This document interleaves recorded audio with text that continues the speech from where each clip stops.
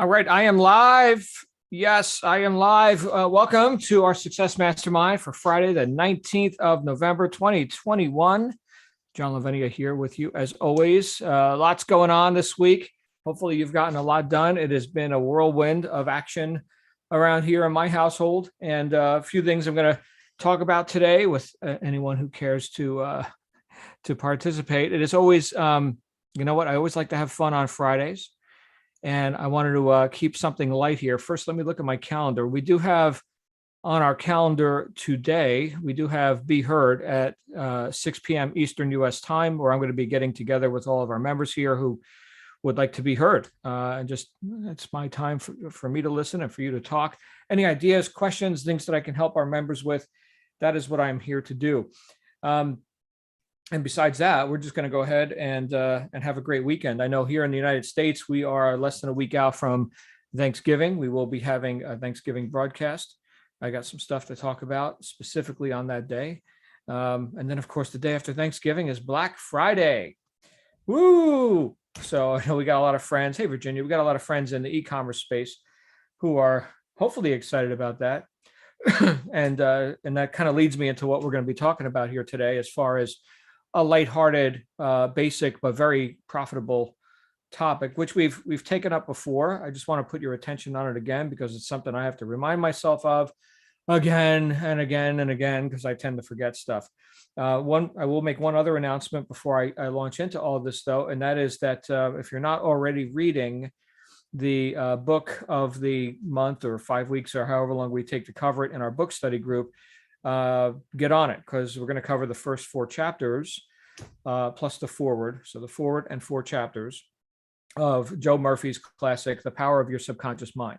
And that will be starting this Monday. So get on that. That's a 20 chapter book plus the forward. So I figure we'll do it in 5 weeks. Sounds good to me, right? So 20 divided by 4 is 5. Last time I checked. I guess it depends on who you ask these days, right? Hey, Missy, good to see you. But the idea of, this pending Black Friday, this Black Friday that's coming up, as it does every year, reminded me of a concept which I call balancing the flows. Balancing the flows, right? This is something we've talked about before. The example that I've used, which I think illustrates it beautifully. Hey, Linda, the example that I've used is one that we can all observe very easily, which is the tide, right? So we understand that the tide goes out and the tide comes in. If the tide never went out, then the tide can never come in, right? So there's a polarity and there's a rhythm to that, and there's a balance that happens with that. And how do we use that, objective, metaphor, let's say, for our own lives? Well, in my life, I can look at, all that I do as a person with a body, a house, a family, and all the stuff where I have to consume stuff, right? We are consumers of various products and services and what have you. Okay. And that is, we could say, an inflow. That's an inflowing action. Okay. I will consume the products, the food, the whatever it happens to be. But where do we have the balance in there? If we consider the tide, right? Well, then there's got to be an outflow. So rather than just being a consumer all the time, which is easy to do, and that's where most people have most of their attention, we've also got to be a producer, right? So that's the tide going out. And we can look at this in a macro sense as well as a micro sense. But in the macro sense, we could say that a lot of people probably, right, if you ask me my opinion about it, a lot of people are out of balance, where they want to consume and not so much produce. Yeah, they'll do enough to not get fired from the job, right, assuming they have one, but not more. But they want to consume more. Well, if we look at it in a macro sense, right, well, the law says those who outflow inflow, those who inflow must outflow, right? So if we want to consume more, if we want to inflow more, well, then we got to outflow more. And so that's where the imbalance can come in for a lot of people. Now, here in this group, and a lot of people that I talk to on a daily basis, I just had a meeting with about 15 new entrepreneurs, some of which who are getting into the business and online e-commerce space for the first time. They are looking to increase their inflow, right? That's why they showed up, right? I want to learn about business. I want to do something. But the punchline to all that is that for them to get more, they're going to have to give more. They're going to have to do something that causes benefit to occur out in the marketplace. And so for a lot of people, that's a new consideration, right? Since the industrial age, people used to have lots of jobs, right? Like the blacksmith used to be personally marketable, and he'd go out into the village and he would sell his services to the horse guy with the horseshoes, and the guy needs the fence post, and so he's the metal worker. And each day, what job are you going to go acquire for yourself that day? But then this whole industrial revolution happened, and people centralized their focus on one job, which they don't have to think anymore now that they landed that job. That is the one job. And they don't have to be personally marketable beyond just showing up at the job. And they don't have to think really, or be as responsible for production, because they're a cog in the wheel now. This changed the mindset of people dramatically back in the early 1900s. Has its benefits, also has its drawbacks. So to rehabilitate an individual's perspective on, how much causation they actually have, how much an effect they can actually have on the tide going out, and therefore the tide coming in, is usually where I spend my time working with people on the whole mindset of that. Because look, if you've given up, knowingly or not, if you've relinquished a lot of the control in your life, right, for making decisions or causing benefits to occur, being personally marketable, putting out a product, an idea, doing this in an entrepreneurial way. And what is an entrepreneur? It's a person who has assumed greater than normal risk for the purpose of business and profitability, right? That's the definition of an entrepreneur. Okay, well, to confront that is a paradigm shift for a lot of people. And so that's what I tend to counsel people on is that whole proposition, which they said they wanted. Okay, so the flip side of any coin of being able to inflow something, the flip side is outflowing something. So this is where the balancing act comes in. Once again, it's easy to be a consumer. Any bozo can be a consumer, okay? But to be a producer and to do that to the correct orders of magnitude, that would give you all the flexibility you'd like on the consumer side, which could be houses, yachts, Lamborghinis, whatever, okay, whatever you want. Stability in your later years, right? No need to rely on dubious, government handouts or any stuff like that, right? So for you to be self-reliant and for you to have confidence in your own ability to inflow that which you think you need to inflow, well, I'd say if we're going to be out of balance in any fashion, well, let's do it on the side of production. Let's outproduce whatever conditions that we may see are momentarily in a very temporal state, not satisfactory. Because look, nobody reaches higher unless they're to whatever degree dissatisfied with current statistics, results, circumstances, right? So we're reaching higher. I think we are, right? If we're here in this group. So we're reaching higher. Well, fantastic. So even if, and here's the thing, when people look at, I want to bring in more income, more, consume more, whatever, right? A lot of times people look at what occurs as not enough, and they think, well, I need to get more, and then I can give more. Well, that's like what was the story of the man who stood in front of the fireplace and demanded heat, and once he got the heat, he would put the wood in. Okay, give me heat, and then I'll put the wood. So you can't break the law, right? You can only break yourself against the law. So we want to work with the law. So here's the question then. What could you do right now, today? What could you do to demonstrate, not just talk about, but to demonstrate outflow, to demonstrate your own acceptance of your own causation and responsibility and purpose, right? To put something out into the marketplace. I had fairly recently, in fact, I had this speaking thing I was doing, and there was a challenge. So this was e-commerce group and a bunch of people in the room, and there was a challenge. Whoever can design and post and sell one unit of a new product during this event will get the prize. It's $50 or, whatever it was, the token prize. Okay. But still, games, we like games. We like games. Who doesn't? Kids, right? Grown-ups. I think we're all grown-ups here, arguably, right? So we've got a game that we can play. And so the challenge was go put something out and make it stick to whatever degree, at least one, right? Sell something. Start. And it was like a 2-day workshop. And so throughout the other activities, people were, doing their creations and some timidly, some more fervently than others. And the whole process was about what? Overcoming inertia and actually taking something to completion. But the sticking point for a lot of people was how to get it sold. Yeah, I mean, I can go ahead and I can create something and I could, publish the, here it exists, ladies and gentlemen, it exists, but how do I get attention on it and get it sold? And so after observing this for a while, I made a comment that, well, here's what I would do in case anybody's interested. I've sold a lot of stuff, and so if you're interested, I'll tell you what I would do. And suddenly everybody was interested.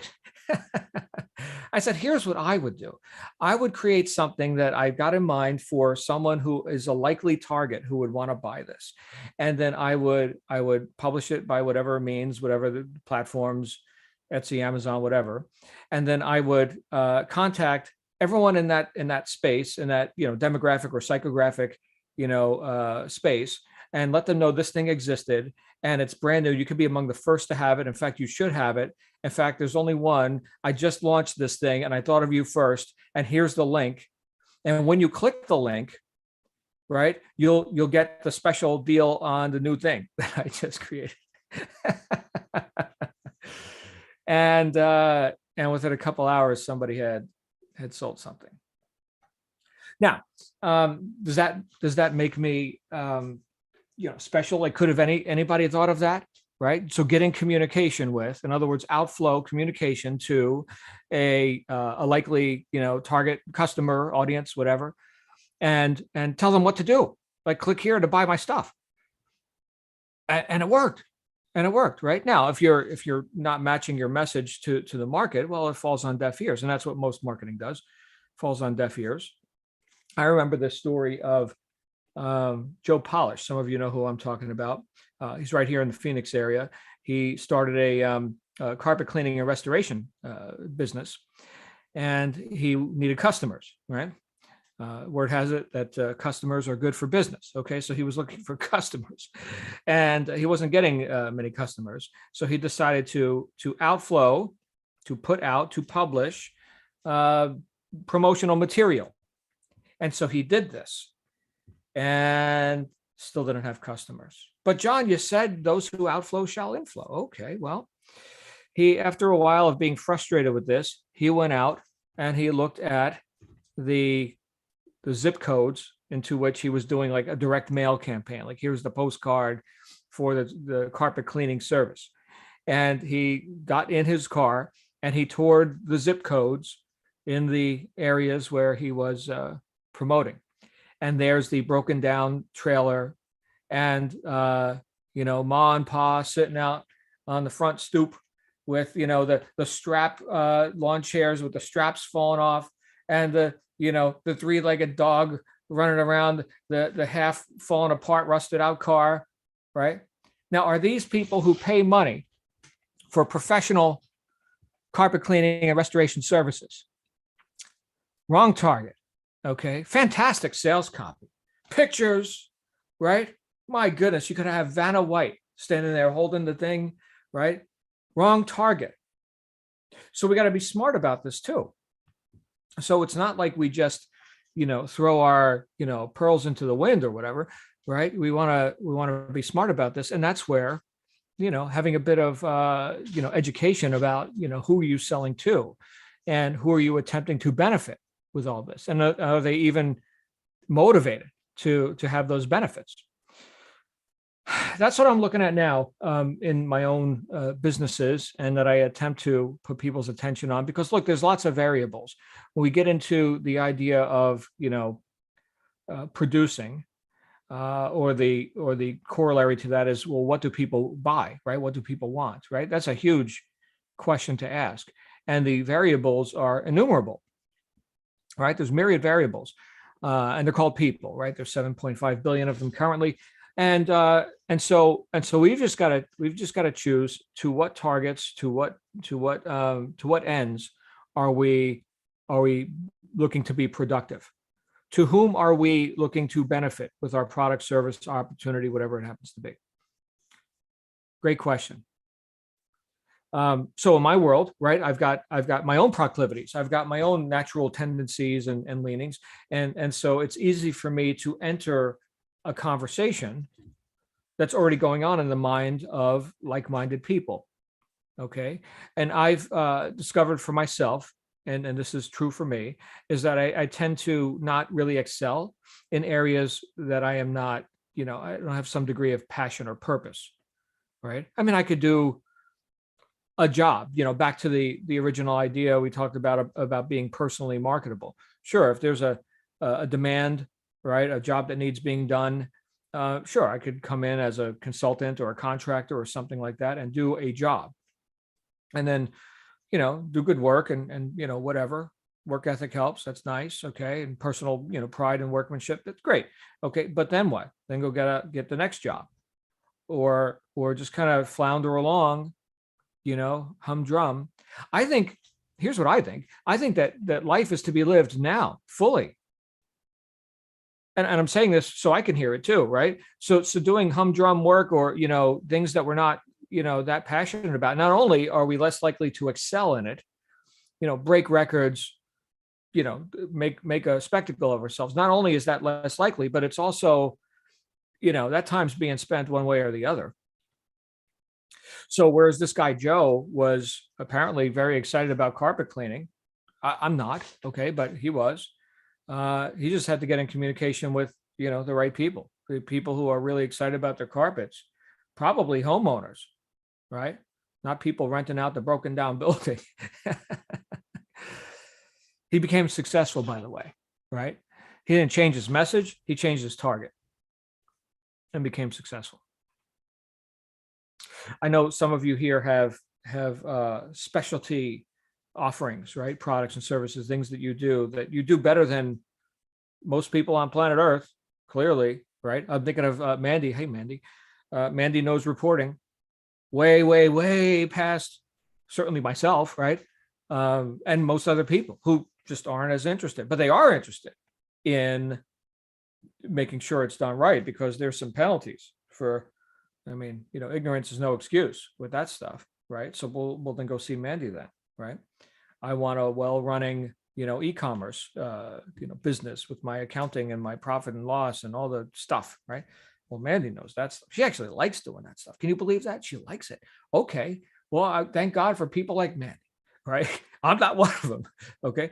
Me, you guys know what I'm into, right? So, and I would say, thank goodness for people like me, because I need to, for myself, and I've said this before, and some of you might think that it's funny to hear, but all the stuff that, like, I study, we read the books together, we have these conversations, right? This is for my benefit as much as it is for anybody else, right? Lindsay, you get to listen in, good for her, but this is for me,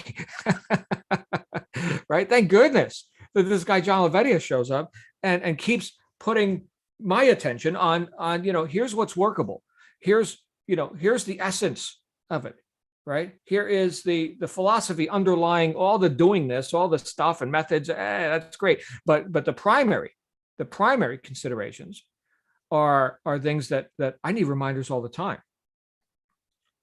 What is philosophy? All right, philosophy by definition is the study of the basic truths of life. Okay, so I mean, if we can't get down to basics here, I can layer all these band-aids and put icing on an imaginary cake, but unless I got some cake to work with, I'm building on sand. So I need this, right?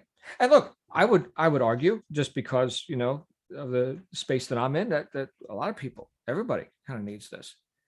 Even people who, let's say, if we're just using money as a barometer or as a way to keep score, which is a great way to keep score, whose money, right? If money just makes you more of what you already are, well, if you're a miserable, person, you'll just be more miserable. So where does, personal development not fit in? I don't know. I haven't found anywhere where it doesn't fit in. Right? Where does, being on purpose and knowing that you are, right? Knowing that you're causing benefits for yourself and others, right? Where does that not fit in? Right? I suppose if someone's a sociopath and they're like living in Washington, D.C. or something, and, doing whatever they can do to destroy other people's lives, then yeah, I guess, it's just go be evil or whatever. And yeah, there's people like that. But you know what, for those sane those sane among us, right? I know it's about living with purpose and knowing that you are, and knowing that you've left your place as good or better than you found it.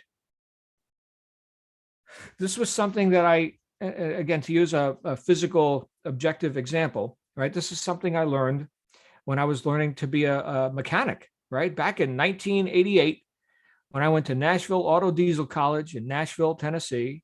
I don't know if it's still there. I know Nashville is, but I don't know if that school's still there. I think they changed hands and now they're some big institute or something. But this was touted as one of the best schools in the country for automotive and diesel technology. And one of the instructors there admonished us for one of my classmates had left a messy workstation, right, working on an engine or something. And he said, look, you're going to be working on $100,000 Peterbilts. Okay. These owner operators, right? They threw mega money into these trucks. You leave that as clean or cleaner than you found it. All right. So that was part of the instruction. What does that have to do with, getting engines running or whatever? Everything, right? Because remember, we're talking about being personally marketable. How many of you, when you get the review from your customer, enjoy a glowing review? Well, who doesn't, right? Who doesn't like that validation? And who doesn't like knowing that you've impressed others with increase? To go back to Wallace Wattles, The Science of Getting Rich, right? So here's the impression of increase. Not only did your engine get repaired to specification, but look at the beautifully vacuumed carpets. Smell the air freshener or whatever, right? You get it? So it's a little bit more. And if we get into the habit of doing this, of outflowing things that are of benefit and increase to people, even if it's just, it can be so simple. You're at the grocery store. You pay for your groceries. And you also give a smile or a compliment. Wow, Linda, that's a nice blouse. Right? Okay, fine. So you just brightened somebody's day. Yes, you transacted and you got your money's worth for the lettuce that you bought. Okay. But you also gave a compliment, an acknowledgement, right? Some impression of increase to people. You outflow. Now, will you inflow? Yeah. Next thing you know, the other guy in the parking lot, he's like, hey, you go ahead and take the parking spot. I'll go ahead and yield to you. And then that guy has a nice day and he goes home and, pets his dog, and, the kids, congratulates the kids on the, the good schoolwork and whatever. And so this whole chain of events, I don't have an accounting system for this. Maybe Mandy does, probably not. But like this whole universal, recompense and what goes around comes around and karma, whatever. I don't know how it all works. I just know that it does. So, and I guess some people call this paying it forward or whatever. I just call it the impression of increase. Can I leave my space better than I found it? My space at that moment was the grocery store checkout line. Can I leave that better than I found it? I can. And what does it cost? Just a little bit of attention, just being awake, right? I heard someone else say, never go to someone's house without a gift, even if it's a flower from your garden or something, right? Always bring a gift. These are just the ideas that are coming up for me today. I know it's, fun and relaxed Friday. This is a very, mild topic, but it's one that I could be reminded of all the time. I have I have the ability, just like everyone, to get into, a rote, methodical, and I mean, good, productive, but, not as awake as I could be just because I'm in my routine. And so as James Clear was talking about towards the end of the book we just read, Atomic Habits, to monitor, to continue to assess, to yes, have the habits, right? Atomic Habits, that was the title of the book, to have the habits, to have the routines, and to have that running on autopilot and in a way that's serving you, but not to abandon, the monitoring systems, right? To not to just become blind to it and assume that's dangerous, right? And to assume that, yeah, this is just going to be running perfectly and optimally forever, right? Because there is diminishing returns. There are ways to, continue to optimize. So just be willing to keep looking, right? Don't just be totally on autopilot with stuff. Well done on your productive habits. That's very nice. Okay. But continue to assess. A little bit of attention is all it takes, right? Hard to do if you're constantly consumed with consumption, right? If you're constantly obsessed with get. Okay. So I guess I'll end off with this, and I'd love to hear any thoughts you guys have about this. If you're right now in a condition where you'd like to inflow more, in other words, if you feel like you'd like to experience increase, right? Well, the way out of that situation is to get through and to outproduce any deficit condition or any lackluster condition by outflowing and by finding ways where you can improve the conditions of others. And then your condition will improve. And which others? Not the whole world. We're not just throwing, stuff into the air, okay? But pick targets, right? And be deliberate. Again, that just requires attention. That's all. The only cost for this is attention, which you're going to spend somewhere anyway, right? And just to put a little bit of more attention on how can I have more of an impact? How could I outflow benefits more effectively? Tiny little bit more, right? Again, in the book we just read, 1% improvement. Okay, great. Do that, right? Way better than just hoping for the best, right? Anyway, I love you guys, and I'm glad that we get together here.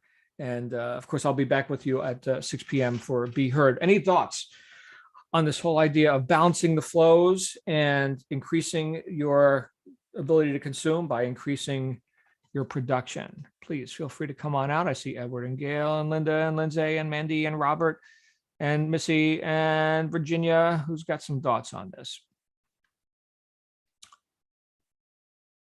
Virginia? I can always throw in something relevant or not.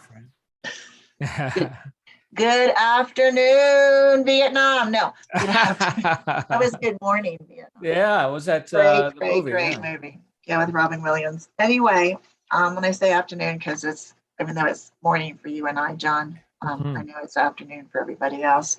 So, yeah, great topic. I always am glad that you show up and that we have this group, which seems to be dwindling at times, but ebbs and flows. Trying to be more productive. One of the things that I'm struggling with is I make a list. I think it was Stuart who said the other day he's got a list for everything, every aspect of his life or his business or something. And so I do that as well. And I can't check it off because there's still things that aren't completed. Although maybe 80% of it, 90% of it is done, I want to just get it checked off my list so I don't have to review it anymore. And I'm not talking about being perfect. I'm just talking about things that still need to get finished. So just having to remind myself every day, okay, I'm making progress. I'm putting 2 feet in front of the other. 2 feet. Where's the third foot? Trying, just dragging behind the third foot is. And, then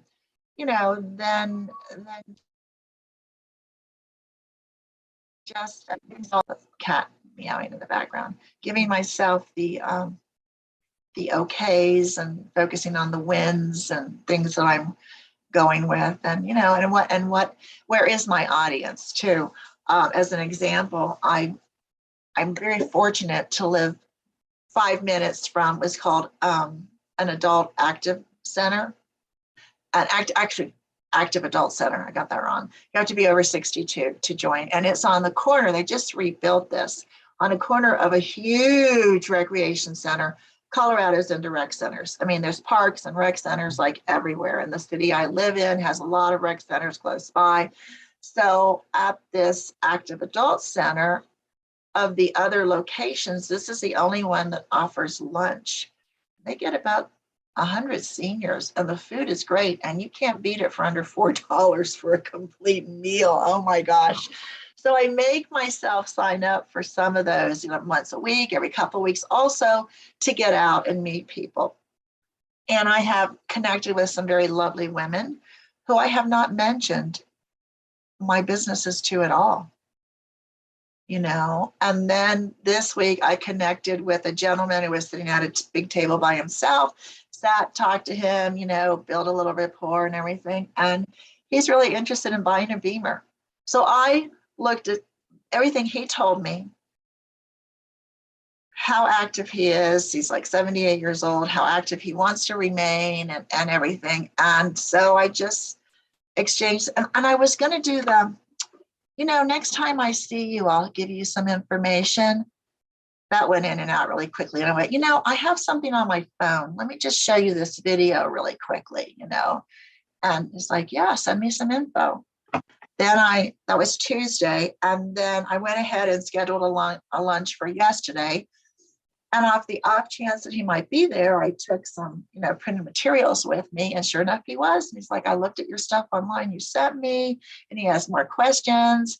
And I know that, I get the feeling that, it's not a financial consideration at all. It's just a matter of him doing due diligence to verify that this is something he wants to move forward with. But I didn't tell any of my other friends so far, because even though I'm not trying to prejudge or predetermine, I just felt like it's not the right timing for them also. My female friends, I don't want them to think I'm being friends with them just so that they'll, do business with me or something. So it's a matter of looking at your audience for me, getting a gut feeling. I love the idea that he drove that neighborhood, the carpet cleaner guy, because yes, what a waste of his promotion that he was doing to the wrong audience. Mm-hmm. So yeah, I think the audiences are good and timing is good. And anyway, I'm rambling. So those are my little 2 cents, but I'm having a good Friday so far and a good week, and been mapping out the rest of the year and seeing what I can actually get checked off that is 100% completed, like updating some of my social media sites and things. Wow. Okay. So you have been productive. That's beautiful. I really love what you were saying about connecting with people and not necessarily, accosting them with your offer, but creating interest in what? In you. Why? Because you're interested in them. You outflowed interest and it shall come back, right? So you've got, I think you've got the secret weapon right there. And you're so affable, Virginia, right? I think people like you, right? So go be Virginia. Great. Next thing you know, well, what do you know about that kind of stuff, Virginia? Well, I'll tell you what I know, right? Here's the product, right?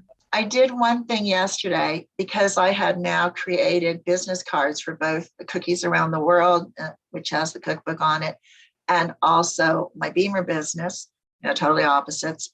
And I created them myself. I already had the card stock. I already had the abilities. I got them done this week. And yesterday when I went to the lunch, I saw some of my lady friends and I went, I'm so proud of my business cards. Oh, I have to share them with you. I've just made them. I created them. Here's this one. Here's this. Other people at the table are putting their hand out to get my business card. They don't know me. Everything. Well, then when I went and sat down with this gentleman who was, kind of still sitting by himself with, I think, one other couple there. Then they're big tables. They hold 8 people or something. And this man who had taken one of my business cards comes up to me and he says, so do you take orders? So he thought my Italian cookbook, Cookies Around the World business card was because I make the cookies. Oh. Do you take orders? I had actually made a comment. They were having desserts and I always give my dessert away to this one particular lady. I go, here's your cookie. Just don't you want to go down and be making a lot of cookies? So he assumed I was making cookies. And that was interesting that he came up to me, wanted to like order cookies. Right. No, I'm more of an author than a baker, but it's a cookbook. You can, order it and make your own recipes. Yeah. There you go. But it was that exuberance of, I'm so proud of my business cards. I just made them. I just got them. And people were actually putting their hands out for them. That's beautiful. So we'll see. I may have to try that again next week on a different table. Well, you've got some great recipes, and everybody needs to grab Virginia's cookbook. It is awesome. And perhaps we'll see more publications from you. I am going to be baking this weekend and next weekend, and then maybe shipping some off to Florida or something. Oh, okay. Well, great. No pinellis. I'm sorry. My pants are too expensive. Okay. But I am investing heavily into almond paste. Okay. Yeah. Almond paste and pine nuts. Yeah. That's Those things are costly. Yeah, but they're so tasty. Oh my goodness, they're so tasty. All right. Missy knows what I'm talking about. Missy, you have a comment on all this? I have a couple of comments. Pinoli Virginia, cookies? Though, I love her recipes. I wanted to ask you, have you done a video on making your cookies and putting it up somewhere as another form of advertisement? Maybe that would be a great idea. Maybe I should video some of them when I'm doing this weekend. This is the noisy background. Sorry. Do that, because I'd love to see them and pass it around to my sister and other people. And put it up on your website or Facebook or, and that was just. The video is going to be from the hair down, though. Mine will be like this. Yeah. But you also gave me an idea. I'm going to make some business cards for the Etsy store.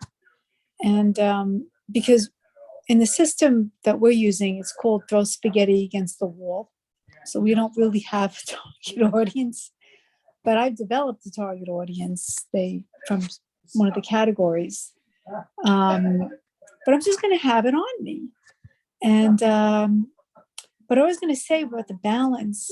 I don't really have a balance because I've made some good strides in this e-commerce, selling products and mugs, and I have a dedicated audience. Just the other night, our mugs were shown on a YouTube thing again, and this man saw it. He looked it up and he came to the store and he bought it, and then he was mad because the coupon didn't work.